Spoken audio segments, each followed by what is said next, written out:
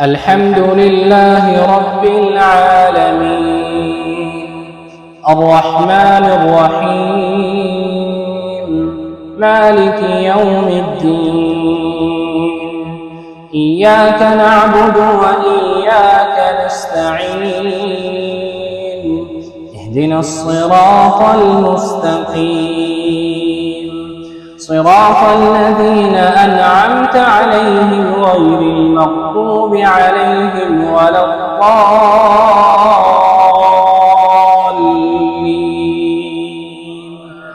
آمين.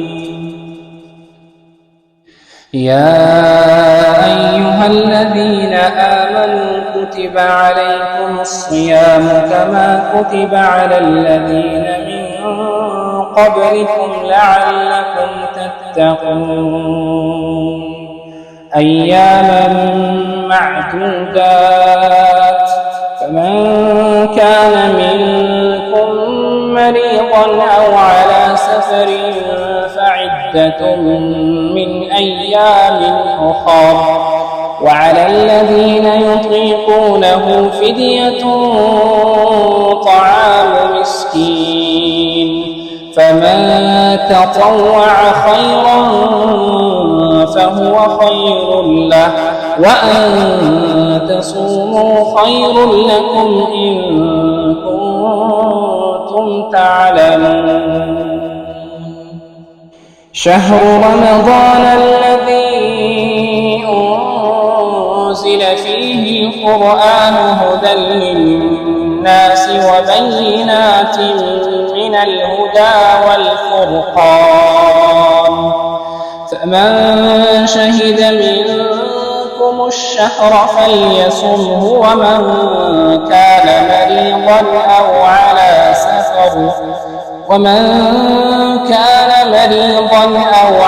سفر فعدة من أيام أخر يريد الله بكم اليسر ولا يريد بكم العسر ولتكملوا العدة ولتكبروا الله على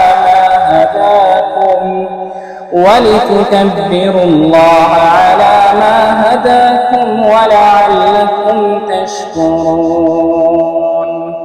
وإذا سألك عبادي عني فإني قريب أجيب دعوة الداع إذا دعاني فليستجيبوا لي وليؤمنوا بي لعلهم يرشدون.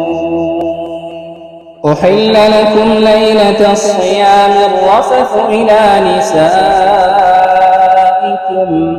هن لباس لكم وأنتم لباس لهن علم الله أنكم كنتم تختانون أنفسكم فتاب عليكم وعفى عنكم فالآن باشروهن وابتغوا ما كتب الله لكم وكلوا واشربوا حتى يتبين لكم الخيط الأبيض من الخيط الأسود من الفجر ثم أتموا الصيام إلى الليل ولا تباشروهن وأنتم عاكفون في المساجد تلك حدود الله فلا تقربوها كذلك يبين الله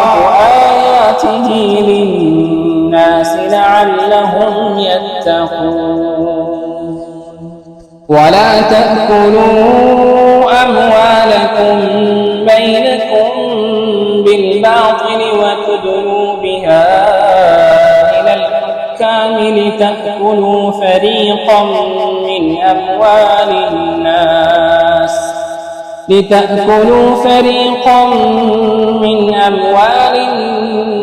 الناس بالإثم وأنتم تعلمون.